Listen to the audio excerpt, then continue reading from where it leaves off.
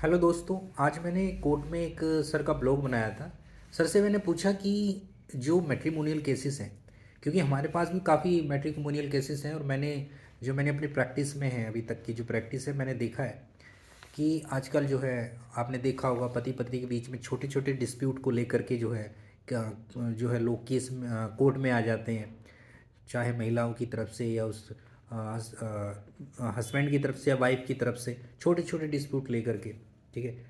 और ये आप चाहे देखो, एक अच्छी बात है कि अगर किसी का शोषण हो रहा है, चाहे वो वीमेन का शोषण हो रहा है, वो कोर्ट को अप्रोच कर रही है, बिल्कुल करना चाहिए क्योंकि सबका अधिकार है न्याय पाने का। लेकिन ये कई बार इतना भयानक रूप ले लेते हैं कि कई बार जो है ये भी देखा जाता है कि कानून का मिसयूज़ भी किया जाता है कि महिला उल्टा डिमांड कर रही है। ठीक है।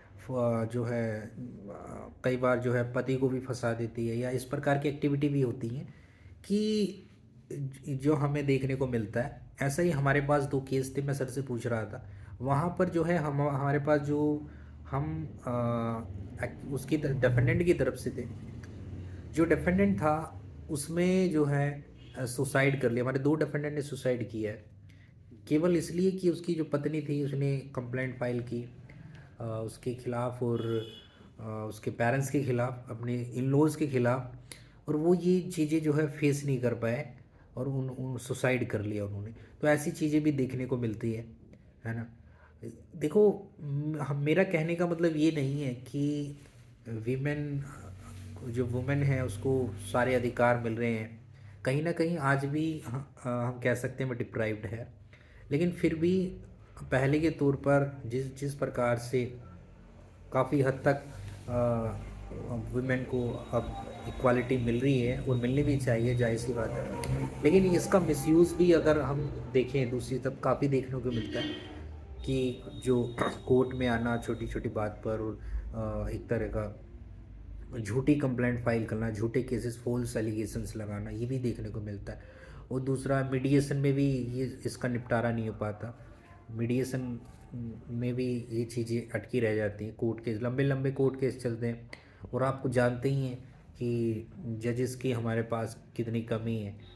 कि जज की अपॉइंटमेंट नहीं होती, जज की सीट खाली रहती हैं। एक जज जो है एक एक दिन में सौ सौ केसेस सुनता है।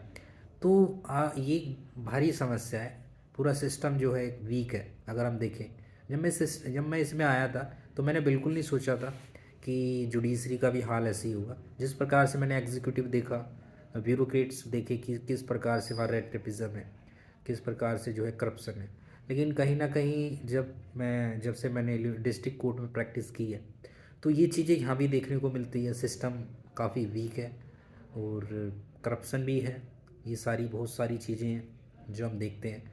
और लेकिन ये आशा करते हैं कि आने वाले समय में इस चीज़ को इम्प्रूव किया जाएगा और इसको पॉलिटिकल मुद्दा बनाया जाएगा। क्योंकि आपने देखा होगा ये कभी जस्टिस को लेकर के या जुडिशरी से जुड़े हुए जो मुद्दे हैं, कभी वो पॉलिटिकल मुद्दा ये हाईलाइट ही नहीं होते। ना मीडिया में होते हैं, ना कभी पॉलिटिकल लीडर्स इनको उठाते हैं। लेकिन हमें जो है इन पर भी काम करना चाहिए, बिल्कुल। तो हमारे जो सर हैं वो इस पर आपको बताएंगे कि किस प्रकार से मैट्रिमोनियल केसेस बढ़ रहे हैं और क्यों बढ़ रहे हैं, और इसका क्या कारण है, और हम आगे इनको जा कर के कैसे डिस्प्यूट को सॉर्ट आउट कर सकते हैं। क्योंकि जहाँ पर एक हस्बैंड की या एक वाइफ की गलती पर पूरे परिवार इन्वॉल्व होते हैं।